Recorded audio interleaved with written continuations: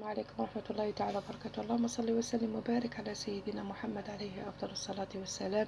اليوم جيت ندير معاكم لي طارتولات يعني بذوق الفراولة، يعني كما نقولوا على طريقة المحلات وأسرار كامل لنجاح هاد لي طارتولات. نبداو على بركة الله. هنايا بديت في ليمون ديالي شيتهم جدد، يعني راني غسلتهم، راني نمسح فيهم. دوك نديرهم في الكوشة جوست ينشفولي ونجبدهم. كما نقولوا ليمون ما تدهنوهمش، ماشي حين نلصقوا لكم.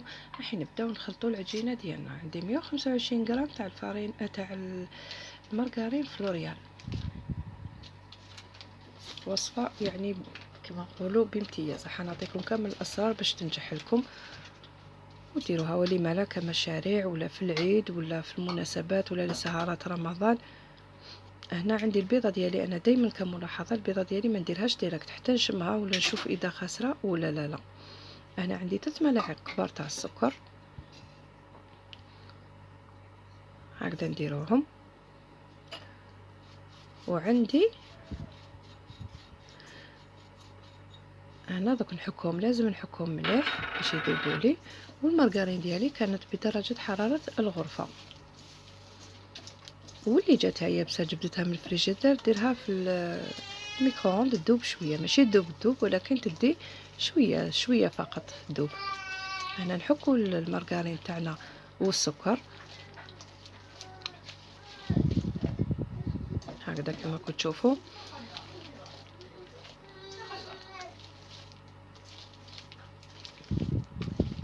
نديروا الفرينه تاعنا بالتدريج. الفرينه كملاحظه ما ديروش بزاف. هنا عندي 3 ملاعق كبار تاع المايزينا. السر هذا راح يعطيكم يعني للطاقتولات تاعكم واحد القرمشه تجي اروع ما يكون. يعني هي لاباط بغيزي ولكن انا درت كاضافه مرفه، يعني شوفهم في المحلات يديروا هكذا.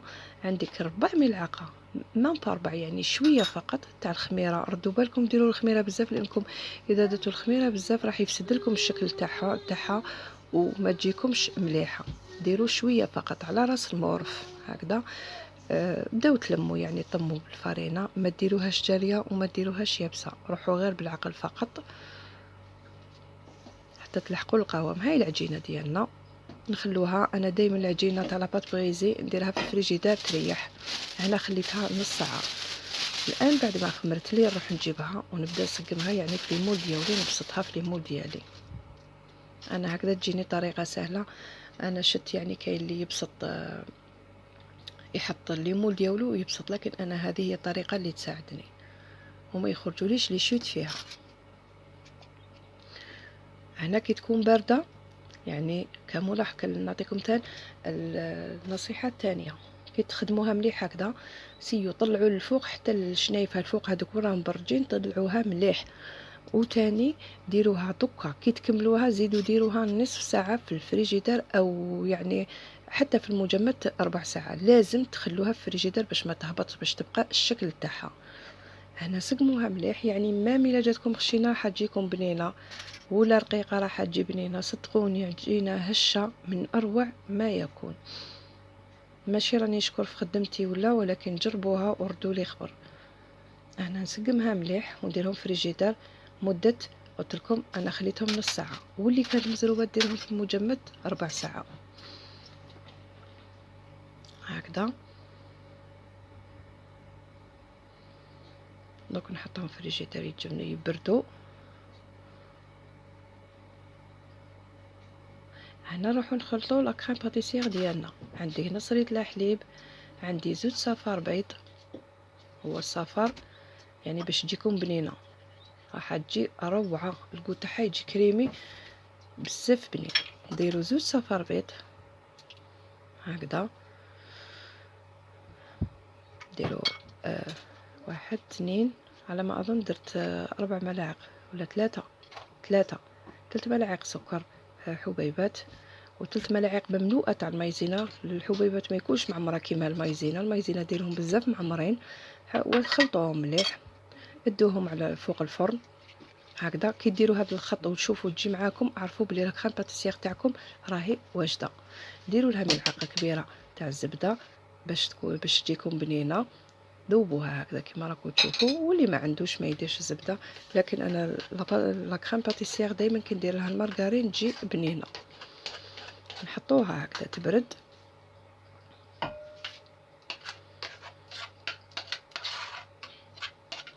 خلوها تبرد هكذا. انا ديتها الفريجيدير بردت. شوفوا هكذا ديروا كيس هكذا ولا باش الهواء ما يقيسهاش. خلوها تبرد، نروحوا نحضروا لا كريم شونتيي تاعنا. هنايا عندي كيس تاع المايزينا معمر، وعندي كيس غير ربع تاع الماء بارد. هذا جبته من الفريجيدير يعني مقلاصي. نبدا نخلط بالعقل وتشوفوا شحال تديلي. نخلطوا لا كريم شونتيي ديالنا. انا صدقوني كريم شونتيي كي نديرها بالماء تجيني بنينه احسن من الحليب، لانه الحليب كما تعرفوا يدور، ولكم الاختيار. انا نروح نجيب المول ديالي نتقب بعد ما جبتهم من الفريجيدير. نتقب لي مول ديالي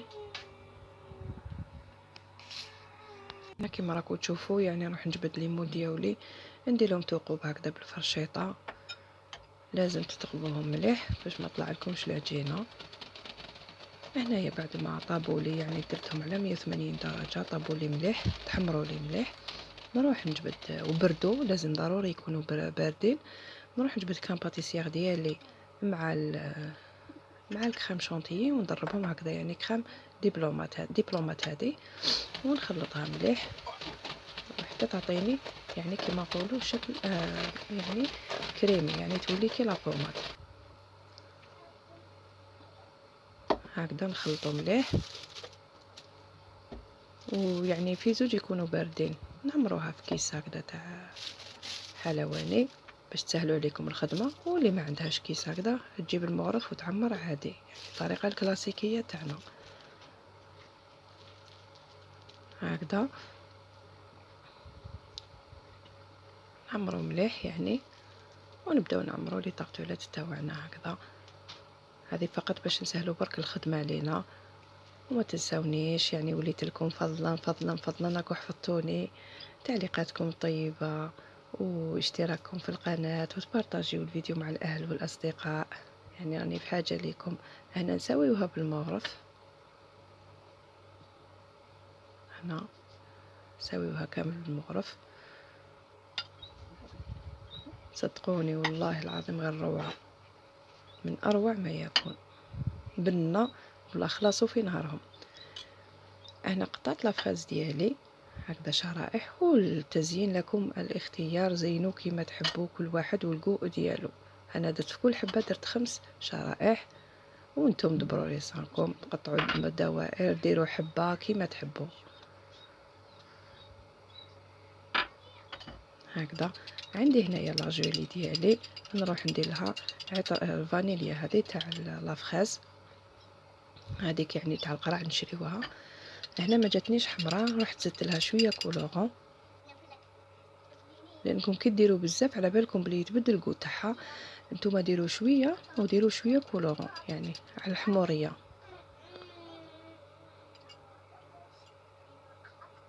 هكذا. ومن بعد ديروا من الفوق ولا واسو بالبانسو انتم واش يساعدكم هكذا. دهنوها مليح راح تجي روعه. كملوا الحبيبات تاعكم كامل وديروهم شويه في الفريجيدير، وان شاء الله تاكلوهم بالصحه والراحه. نتمنى تجربوا الوصفه. وصلنا الى نهايه الفيديو. هاني قسمت معاكم حبه يعني دوك تشوفوني. والله العظيم جات روعه، يعني الله يبارك منها في يومها. عطاتني 18 حبه، يعني راكم تشوفوا مقادير بسيطه ما كاش. هنا نقسم معاكم حبه باش تشوفوا كيفاش جات لداخل. شوفوا يعني الحبه وحدها راهي تتفتت. شاهدكم في الجنه. يلا نوضوا غاولوا جربوا الوصفه. وإلى فيديو آخر، والسلام عليكم ورحمة الله تعالى وبركاته. سلام.